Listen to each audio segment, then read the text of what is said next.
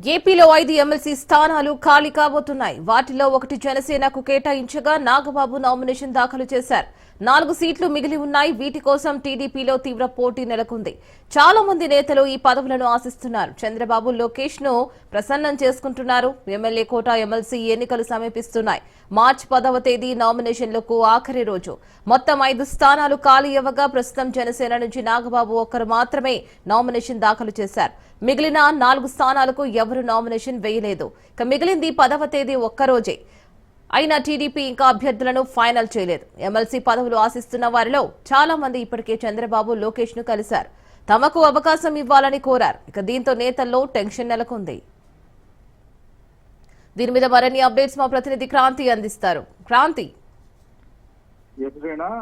ప్రస్తుతం ఎమ్మెల్యే కోట ఎమ్మెల్సీ అభ్యర్థుల జాబితాకి సంబంధించి సస్పెన్స్ కొనసాగుతుంది. అయితే రేపు ఒక్కరోజే గడువు ఉండటంతో ప్రస్తుతం ఆశావాహుల సంఖ్య అయితే అధికంగా ఉంది. దానికి సంబంధించి ఉదయం నుంచి చంద్రబాబు నివాసంలో ఈ అభ్యర్థుల ఫైనల్ కి సంబంధించి కసరత్తు కొనసాగుతుంది. ఈ నేపథ్యంలోనే ఇప్పటికే పెద్ద ఎత్తున ఆశావాహులందరూ కూడా తమకి టికెట్ కేటాయించాలంటూ ఉండవల్లి నివాసానికి చేరుకున్న పరిస్థితి అయితే ఉంది. ఇక రిపోర్ట్ల ఆధారంగానే అభ్యర్థుల ఎంపిక ప్రక్రియను చంద్రబాబు దృష్టి సారించిన పరిస్థితి అయితే ఉంది.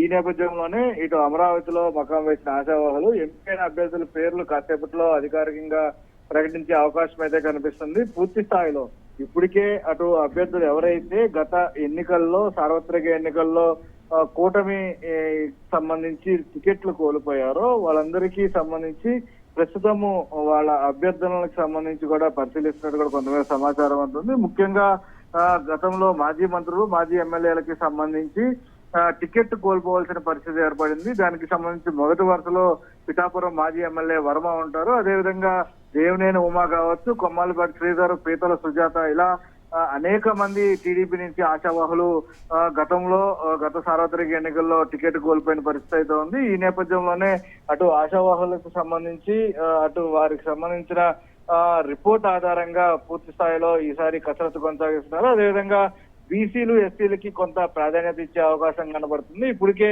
అటు 5 స్థానాల్లో ఒకటి జనసేనకి ఇచ్చిన నేపథ్యంలో జనసేన కాపు నేత నాగబాబుకి ఇచ్చిన నేపథ్యంలో కాపు సామాజిక వర్గం కాబట్టి మిగతా 4 స్థానాలకి సంబంధించి బీసీలు ఎస్సీలకి కేటాయించే విధంగా కూడా అటు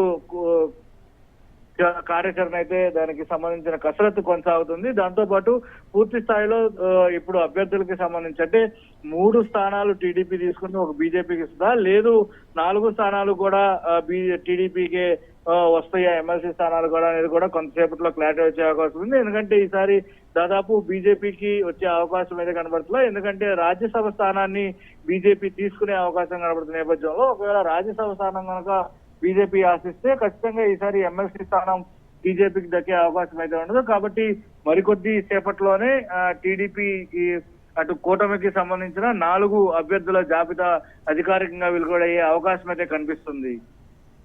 క్రాంతి, థ్యాంక్ యూ.